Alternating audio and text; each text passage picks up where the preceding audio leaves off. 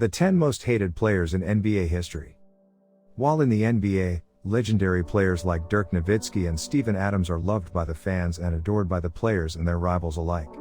On the other hand, some players are not adored by the fans nor by the NBA players. Today, in this video, we will be spotlighting those NBA players who are hated the most by the fans and the players alike. Let's start tearing the sheets. Number 10, Vernon Maxwell, a spoiled legacy. Coming in at number 10 is Vernon Maxwell. His career with the NBA started in 1988 and lasted until 2001. He was not hated for his performance on the court, as he was brilliant while playing, but because of his own personal affairs and troublesome behavior. Maxwell was arrested for kidnapping and aggravated assault. He was charged with abducting a woman named Belinda Bina. He locked her up in her own house in Marietta. When she struggled to escape, he punished her. There were bruises all over the back of the lady. It was from being hit with a TV tray several times. The funny thing is, when Vernon got arrested, he described the lady's name as Kenneth Shaw.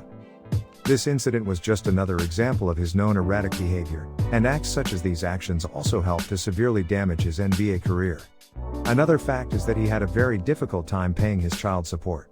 A bit later after this incident, there was a report filed by his former wife and their 15-year-old son, describing that he didn't pay his child support. He was supposed to pay $2,700 per month, but he failed to do so since May 2001. He was also known to be a bit of a drama king on the court too. To reduce the bail after the child support case, he created an amazing story. He said that his ex-wife Rochelle Maxwell sold his house and drained all of his accounts. He also mentioned that he had to take care of his other 4 kids from his previous wife, so he wasn't able to pay attention to all of them at the same time. I mean, what a good story. I should change the wordings from a drama king to the spin master. Well, that story worked out for him and he did get his bail reduced from $108,000 to $20,000. After these incidents, it would be a challenge for any woman to love Vernon Maxwell. His ex-wife says he's a waste of time, and after that, I don't need to explain anything else. Number 9, Bill Laimbeer, the Detroit Goon. This is Bill Laimbeer of the Detroit Pistons, known as one of the dirtiest players in NBA history. He wouldn't hesitate in going very physical during any game. If he was defending the ball or was attempting to score in any way, he would play very dirty and physical. He was always valued by his teammates and had fans all over Detroit. I guess they liked his play dirty, but outside Detroit, he made opposing fans irate with his play. He was also very vital in the Pistons' 2 championships by elbowing rivals and brawling with every opponent. When you were set to play him in the Pistons, rival players described playing against Laimbeer as competing in a death race. Bill would always say he did what he needed to do to win. He played around 11 seasons for the Bad Boys. His career timeline lasted from 1979 to 1993. Today he is the head coach of Las Vegas Aces of the WNBA. Taking a closer look at his career, he was known to have some of the most epic and interesting feuds with many NBA players.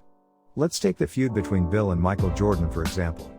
In the 90s, the rivalry between the Detroit Pistons and the Chicago Bulls was highly popularized.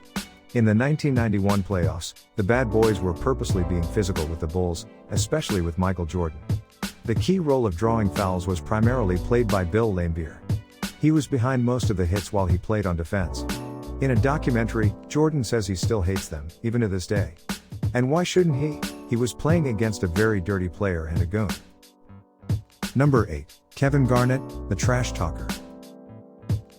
Next up comes Kevin Garnett, who played for the Minnesota Timberwolves, Boston Celtics, and Brooklyn Nets.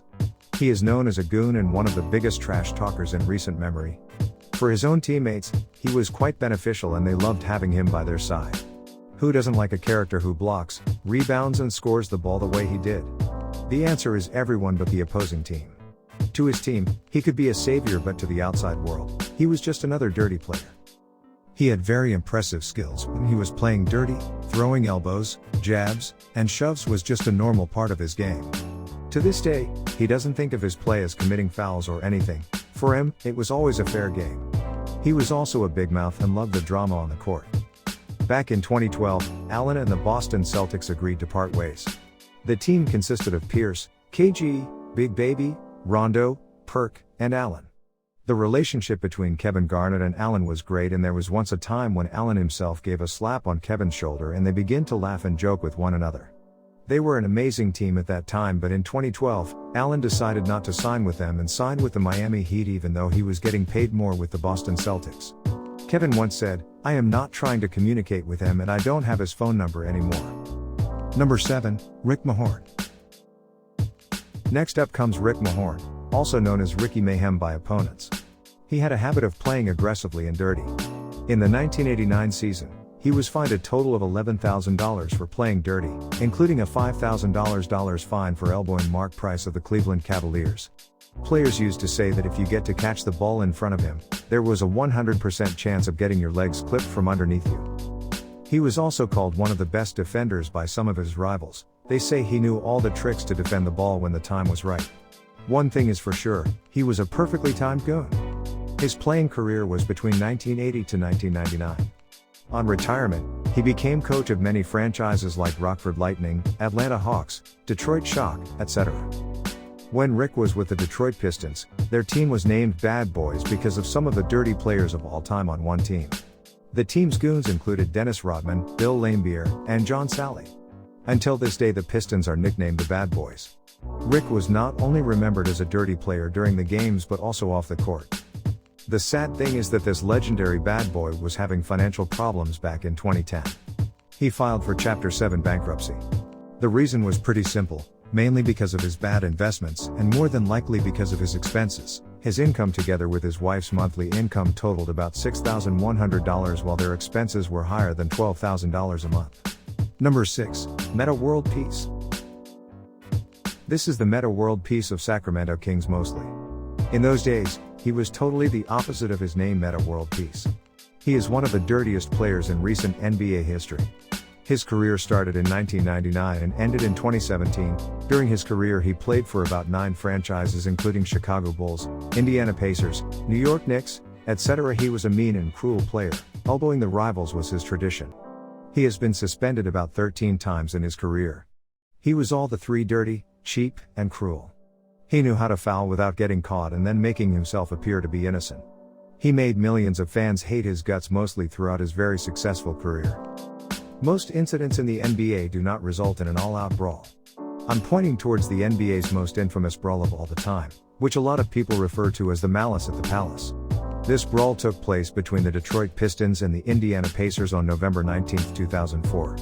When there were just about 45.9 seconds left in the match, the Detroit Ben Wallace got fouled by the Metta World Peace, who was at that time named Ron Artest. After the foul, Wallace shoved him hard, and well, the legendary fight started between the two teams. After a minute of the fight, a fan threw a drink at Artest. He immediately jumped on the fan and started beating him. After this, the whole crowd started to react, and most of the crowd was against the Indiana Pacers. This confusion lasted for about several minutes. Let's jump to the conclusion of the fight. This fight made NBA make some changes as they would now sell less alcohol to the spectators and increase the security between the players and spectators. Number 5, Dennis Rodman, an aggressive rebounder. So, now you must be thinking Rick Mahorn was the only defensive aggressive. Well, he is not. Coming in at number 5 is Dennis Rodman. He is one of the greatest rebounders of all the time with 13.1 average rebounds per match. Although his rebound average was because of his sneaky foul and dirtiness he used to play with. He used to use extreme behavior at the court as well as off the court. Rodman is one of the most hated players of all time. Pushing, shoving, elbowing, slapping the backside of his opponents as part of his routine. He was extremely talented on the defensive side, but due to his extreme behavior, he was also disliked by some of his teammates, especially when he was with the Spurs organization. His career started in 1986 and he played until 2006. He was also a master at drawing fouls from opponents. In the 1995 season, he purposely head-butted a referee 10 Bernhardt. When he did it the second time, Bernhardt whistled a technical foul on Rodman. And of course, he suspended for 6 games afterward. Now you would be thinking, just for 6 games? Well, those 6 games cost him around $200,000 and plus a $1,000 fine for the ejection. Number 4, Tyler Hansbrough, Psycho T. Now next up is Tyler Hansbrough. He comes on the 4th on the list. Just like every basketball player on this list, he was once most hated by the opposing teams and the NBA fans alike. He has a great rebounder with averages of 10.6 per game. Tyler has been named 3 times the Consensus First Team All-American Awards, 4 times All-ACC, and many more accomplishments in his brilliant college career. Just don't only look at these rewards and career highlights. He was known as Psycho T, a nickname really suited him. Fighting during games was his habitual activity. There was a point in a game where he nearly got into a fight with Meta World Peace.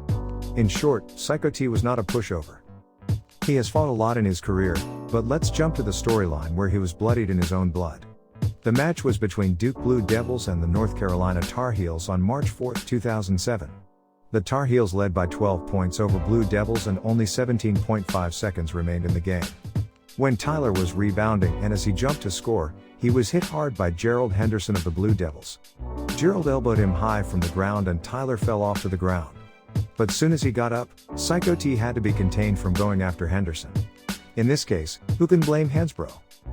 Number 3, Reggie Miller, the Sly Fox. Reggie Miller of Indiana Pacers comes in at number 3. The specialty of Reggie is the invention of the fake shooting foul, which is a kick on the jumping shot. He will kick on the defender so clearly and timely that it won't even be recognized as a foul but more of an accident. You have seen cheaters in the NBA but not like him. FYI, he is also one of the most hated players of all time. The funny thing is that Miller, when kicks off the defender or shoves him out, poses as an innocent victim of "what did I do" to the referees. He's still one of the greatest shooters of all time. His playing career lasted between 1987 to 2005 and he mostly played the shooting guard position. This fake shooting foul is highly named the Reggie Miller rule. This legendary foul is not only a foul but also creates some extra space. Today, even though he has been retired, this foul has been used by a variety of players. When asking, Kobe Bryant even admitted it himself that he used the Reggie Miller rule to draw some distance from the defenders and it gave him an open chance to shoot the basketball over long defenders. Number 2, Charles Barkley, the round mound of rebound. Coming in at number 2, at last, we have Charles Barkley. This man was a notoriously dirty player.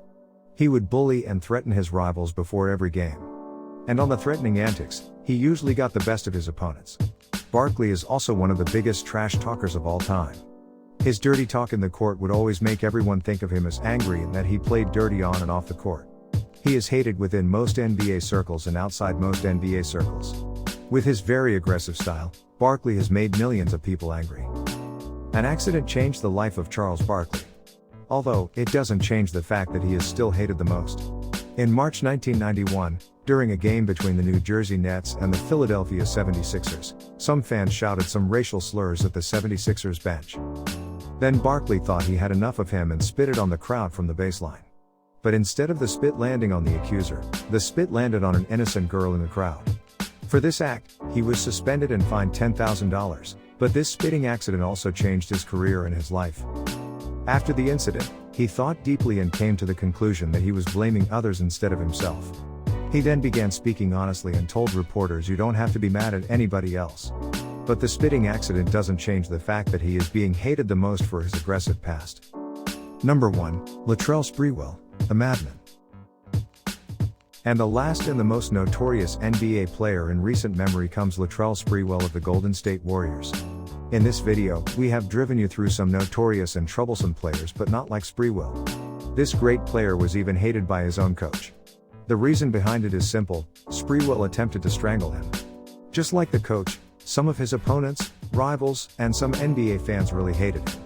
Let's look at the whole story. The choking incident happened on December 1, 1997, when the whole team was practicing. The coach PJ Carlesimo had a little verbal disagreement with Sprewell. Carlesimo, from eyewitnesses, kept arguing and screaming in Latrell's direction. After being constantly screamed at, Sprewell jumped on the couch and started choking him. He was forcefully pulled away by the other players and left the practice. But just after 20 minutes, he returned and punched Carlesimo in the face while the other players were trying to hold him back. So, the consequences were pretty hard. He got suspended for a whole year, and the franchise cancels their $23.7 million contract to him. The suspension was the longest in NBA history. In short, he was out of his mind on that day. He totally lost control. He was always known to being very volatile on the court. Some years later, interestedly enough, years later he made a statement: "A 3-year $21 million contract is not enough to feed my family." He later stated this was a mistake. His career was from 1992 and lasted until 2005. Latrell Sprewell had the skills and could have gone down as one of the greats. These are just some of the most hated players in NBA history. If you have any other players you would like to mention, then don't forget to press the like button and comment down below your thoughts of, whom do you think should be the most hated and why? At the end of the video, subscribe to the channel for more videos like this one. Thank you for watching. Until next time.